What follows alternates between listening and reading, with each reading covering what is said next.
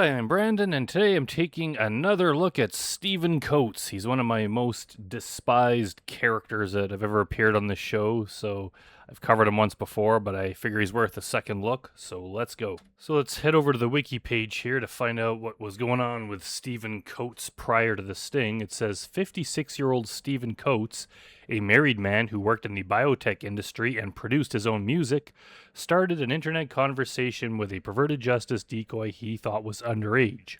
He lied about his own age and said that he was 42. Again, what's the point of saying you're 42 when you're 56? Like, he thinks that's going to get him around legal troubles? And, like, I think a girl of that age would find a 42-year-old to be significantly older as well. Like, is it that big of a difference? Like, why do these guys lie about their age like that? Within 10 minutes of first contact, he steered the conversation towards very inappropriate things. He started asking her inappropriate questions about her body. And yeah, if you really want to see the gross things he says, you could just read the Wikipedia page yourself, because I can't read a lot of it here because I'll get in trouble from YouTube. But yeah, he was just gross. The girl was then asked to delete their conversation by Coates.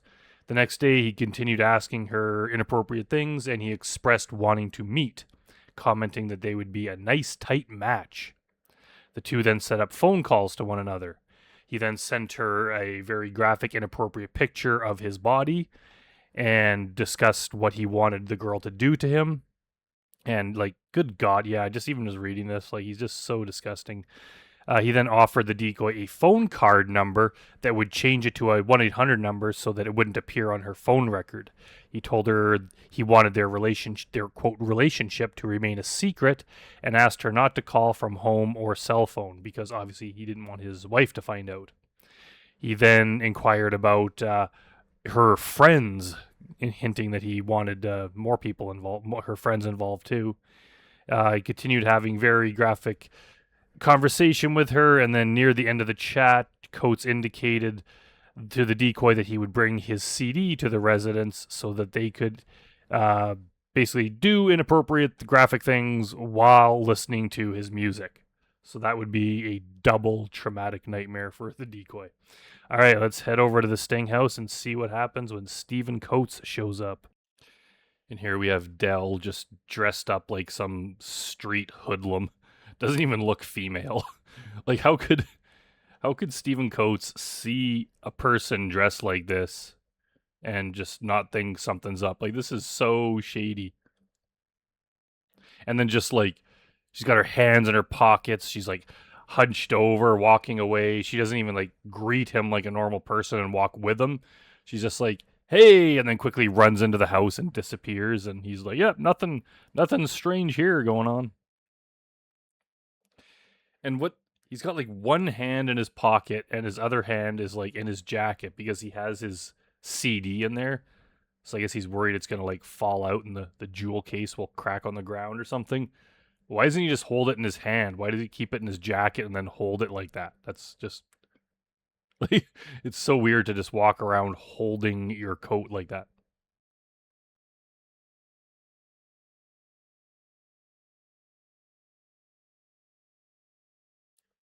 It's like, what are you fumbling for? Hold on. Like, this is just so not normal. You just saw some person in dark clothes that may or may not be female that waved to you and then ran into the house.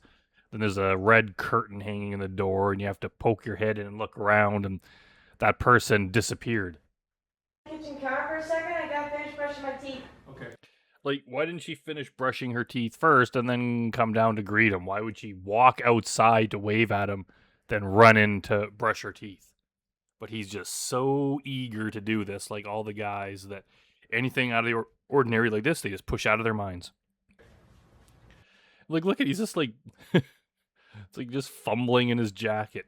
Just has to make sure that that CD is still there. His CD of crappy music. What's in the bag? Oh, nothing really. What's on that plate? Was there like cookies or something on that plate? It looked like he looked at them and was like confused by it.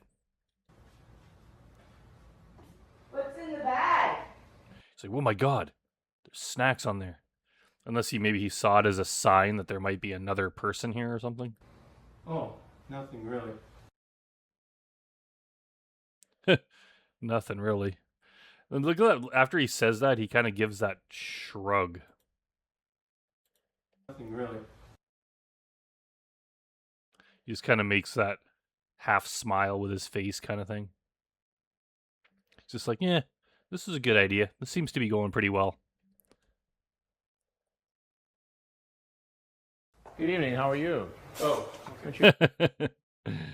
Not going so well, is it now, Stephen Coates? Have a seat on the stool there, please. okay. Do me a favor. Just take your hands out of your pockets, if you would. And M4 Pixeline. It was on Wall's commentary on this guy that he explained what that means. Like M4 means male 4, and Pixeline is apparently a character from a Steely Dan song, and Pixeline is a teenage girl. I don't know what the song's about or anything, but he's basically saying M4, this character who's a teenage girl in some classic rock song. So immediately we kind of know what he tends to think about when his screen name is based on a teenage girl, and then he's here for that exact reason. Good. Let's go. What? Why are his hands open like that? Is he just trying to be like submissive? Like, I don't have anything in my hands, or is he just going like, what? What's going on? What did I do? Just take your hands out of your pockets, if you would. Okay. Good. Let's what's going on? Go ahead, please. Oh, Yeah, Chris said take your hands out of your pockets. He didn't say like show your hands for that long. I'm gonna leave. Okay. Well, no. No, he's got his hands raised. I think He's just trying to show that he's innocent. no. You need to trust me. You want to chat for a minute before you do that. Okay, I want to go, please. I don't. What are you doing? I want to see what's in your pocket. Oh, this He's like, well, I'm glad you asked. is the CD. Of what? May I see it? He was about to put it back in. Like, Chris is not going to have further questions. Songs I have. Songs? Yes. I like how he doesn't even own it. Like, he doesn't even say, like, they're his songs. They're songs that he wrote and recorded. Now he's just like, oh, just some songs I have. He doesn't want to say that they're his. So just because he knows he's in trouble, or he doesn't want this strange man in a suit that walked out to trash talk his music. And what are you doing here, Stephen? I was doing something that I shouldn't be. Yeah, we know that. I like Chris is just very interested in that CD. And what is that? Why don't you tell me? Like, he doesn't even bother looking the guy in the eye. Doesn't even bother giving him basic human respect. just couldn't even care less. He's just like, tell me what that is, while he's staring at the CD. I was doing something that I shouldn't be. And what is that? Why don't you tell me? Sir. I like how he reaches to take the CD back from Chris, but Chris doesn't give it back. I was doing something that I shouldn't be. And what is that? Why don't you tell me? Sir, I just want to go, okay, please? What do you... Chris should be like, I'm taking this crappy CD. This doesn't deserve to exist in the world. What are you doing here trying to meet a girl who told you she was 13 years old, Stephen? I've never done such a thing, and I didn't want to do. You've never done such a thing? Well, Stephen, I can think of at least one time where you did do this thing, and that would be right now, at this moment. It, and Why did you do it then? because I'm stupid. How old are you, Stephen? I'm stupid. I'm How old? Yeah, you're stupid. absolutely, utterly, How old are you? I'm stupid. I'm Adriana. I'm 22. completely stupid. How old are you? 56. 56. I'm stupid, and I've never done such a thing. And God, You have done such a thing. You did this right now. And his chat was just beyond gross. Like, there was no doubt. It wasn't like they just started talking and the conversation went in a very graphic, inappropriate direction. Just right off the bat. And the whole time, he was just firing off disgusting questions at her and just describing everything he wanted to do. Like, he was a huge, disgusting pervert.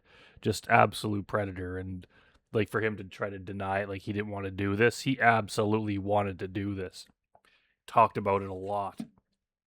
please. I think on Fast Eddie's channel, he has he reads this guy's chat log, and it's very, very good.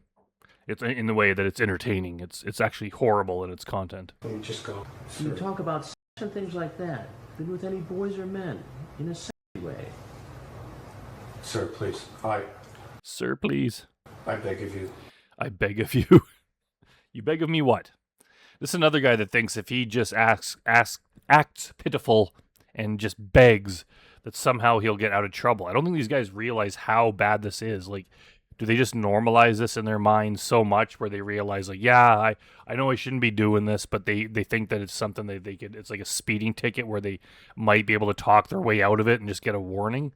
That's not that type of crime. This is horrible. This is absolutely predatory against a very vulnerable segment of the population. You're not allowed to do this kind of thing with people of this age. Like, it should be so obvious to everyone, both morally and legally. Like, you're not allowed to do this. So you can't be like, I'm stupid. I'd never do this. Just let me go. I beg of you. Like, begging is not going to get yourself out of the situation. Believe me, I've never done such a thing. And What does that mean? He said that multiple times now. You have done it right now. You're in the act of doing it. Like, you've been caught doing this exact thing. There is no doubt what you intended to do. You cannot deny it. I'm crazy, and I'm wrong, and I just want to leave, and I just want to have this just go. Okay, please. What he's saying, I just want this to go away. I just want to be able to leave, go home, and suffer no consequences for what I did. I want to be able to go home, start a different internet chat with someone else, and then try this again and not have to face any consequences. That's what he wants, and that is not what's going to happen. Please, I beg of you. Pretty sexually charged conversation for somebody your age to have Pretty sexually charged. This is horrible. His chat was horrific. with somebody who And- says they're 30. And please, sir, I know, and I don't want it. I want it to end. And he is among the older predators. Like, in the newer takedowns, it's quite common to find guys 50s, 60s, 70s. At this time, he was probably like in the top 3 or 5 like oldest guys caught on the show. I really want it to end and just go. Well, there's a couple things you need to know. One is that you're a shitty musician. And 2, I'm Chris Hansen. One is I'm Chris Hansen with Dateline NBC, and we're doing a story on adults who try to meet children on the internet. Now, there's nothing I can do to make you stay And then he just drops his CD after all. here, but if there's anything else you'd like to say, we'd like to hear it. Uh-oh. The police are waiting for you.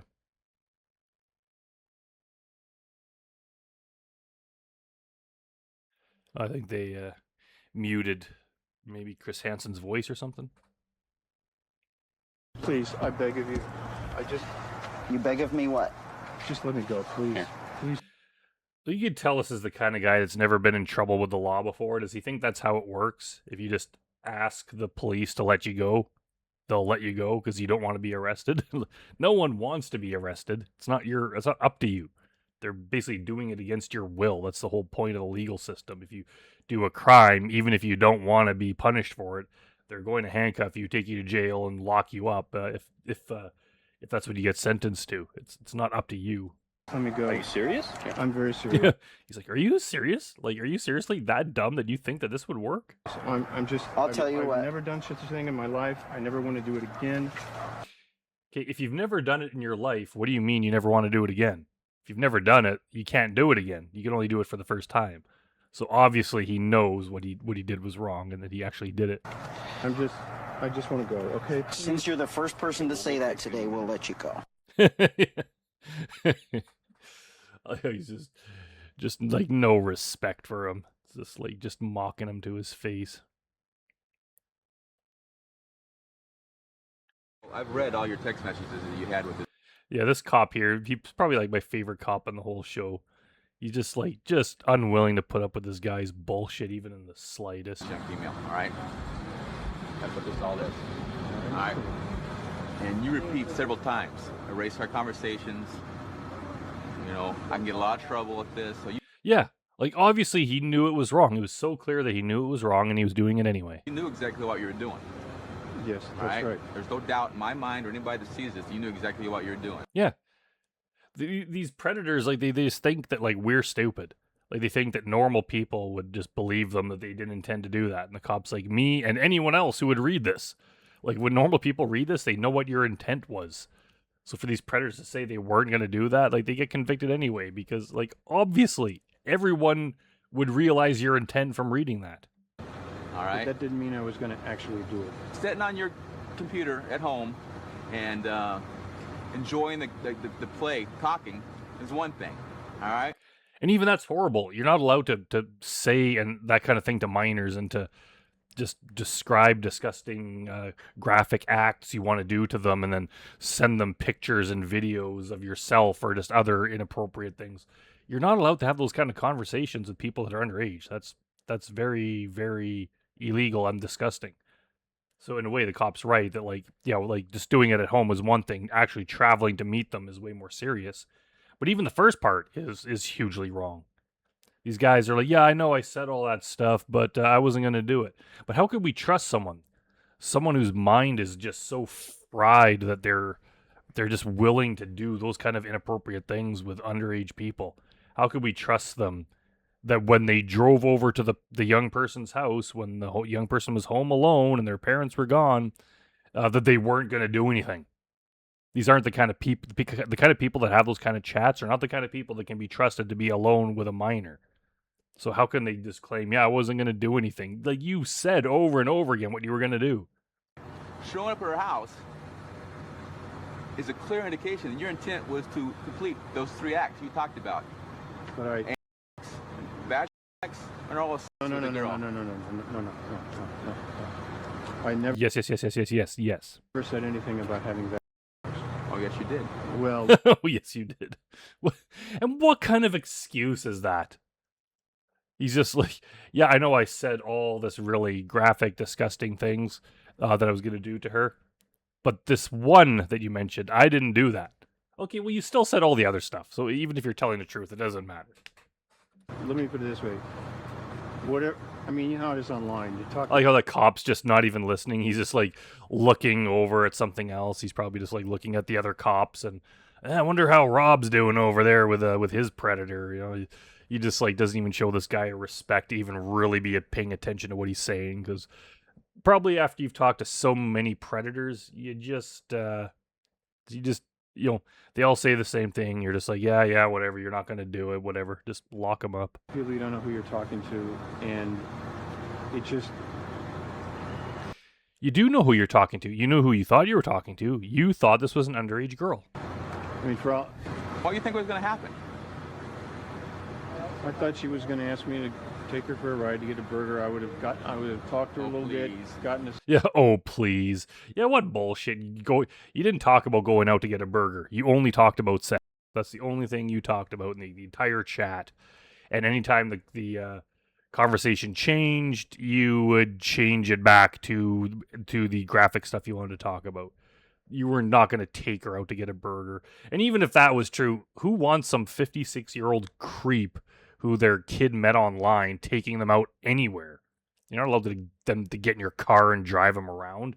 That's just horrible. These guys just don't understand how normal civilization works. Nobody's going to be home. Nobody's going to be able to see us. Your brother's going to be gone. Your parents are going to be gone. I just told you. I just read this. Yeah. Anyone who read that would absolutely believe that you intended to do this. And I think a lot of the people that stick up for these predators or think that they're somehow being tricked or misled or mistreated somehow, I think they haven't read the chat. Like, they haven't seen everything the person says, because how could you read everything they say and then think that somehow they're the victim of this evil TV show that's exploiting them, and they're somehow these poor innocent guys? Like, there's people actually out there that think that. Unfortunately, some of them are the judges too, that give these guys leniency because they think, oh, they're just poor, lonely guys who were tricked. It's like, how could you say that after reading everything that they said? All right. I know, but that doesn't mean I would actually do it. There's so much fantasy online that... Yeah, online. You're not allowed... Fantasy should be in your head. I mean, you shouldn't be thinking this kind of stuff at all, but no one can arrest you for what you're thinking.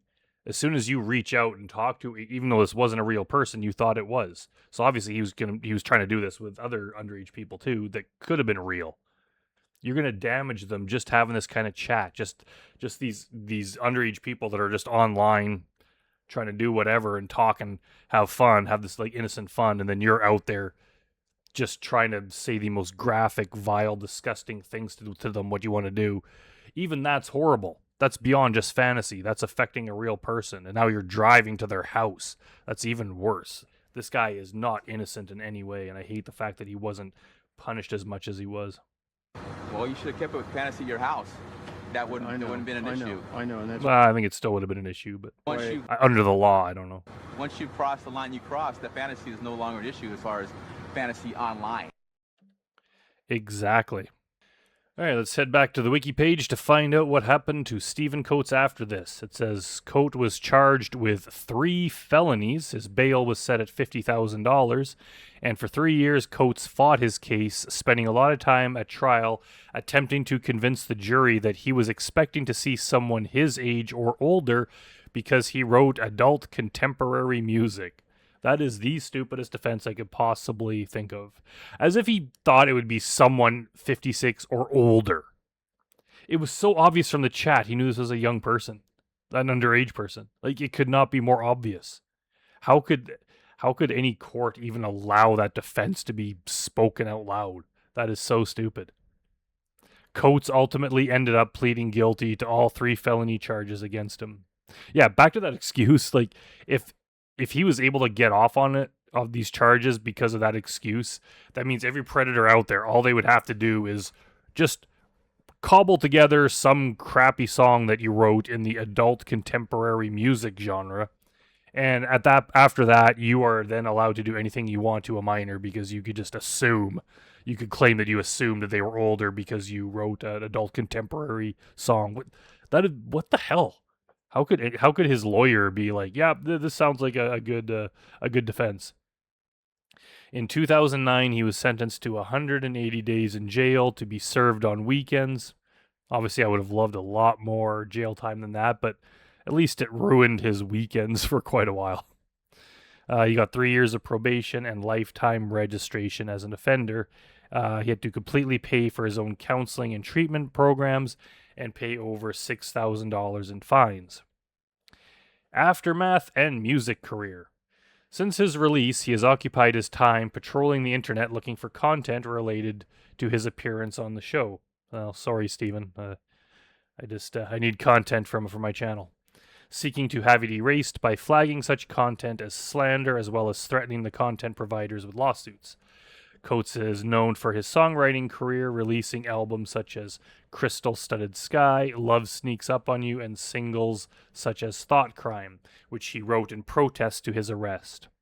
Yeah, this guy just sucks he wrote a song called Thought Crime about his arrest on the show. It's like a reference to the book 1984.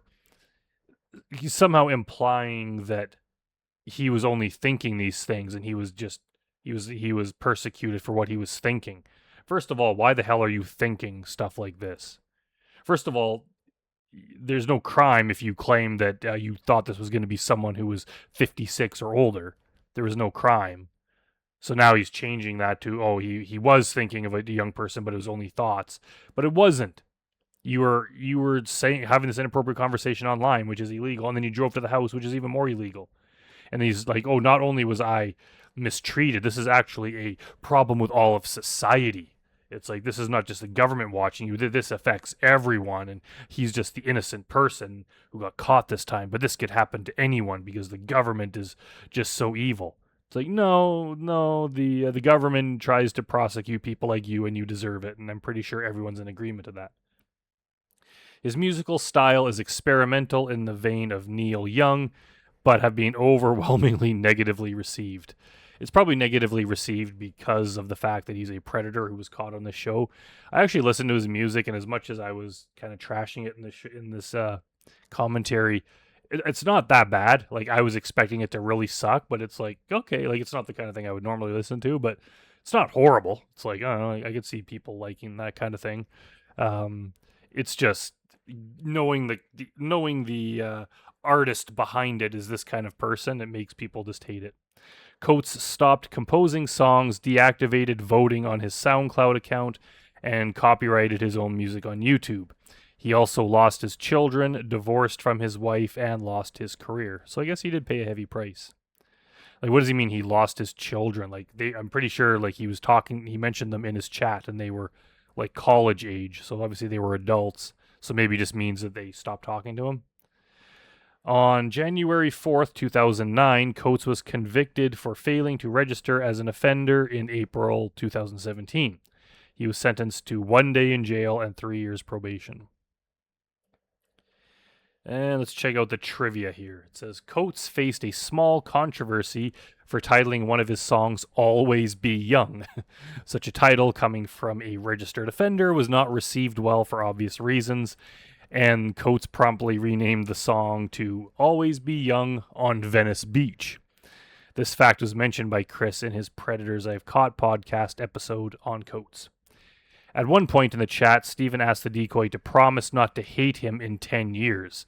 This is considered to be the worst thing any Predator has said in a chat log, due to how Coates very knowingly acknowledges that what he is doing is wrong, while intentionally or not, simultaneously trying to push blame onto the decoy for agreeing to do this with him at a young age. Yeah, I think basically what he was saying at that point was, I hope, like, even though you're agreeing to do this now, like, you're still very young, and obviously she can't consent, but he's like, I hope that, when all of a sudden you're in your 20s and are, like, older and smarter and realized how predatory this was, I hope you don't all of a sudden rat me out. I think that's what he was getting at. But, like, what a bastard. He's basically just admitting, I know this is wrong, I know it's going to traumatize you, so 10 years down the line, please don't feel bad about what you did and try to get me in trouble. Like, this guy is just the ultimate scum.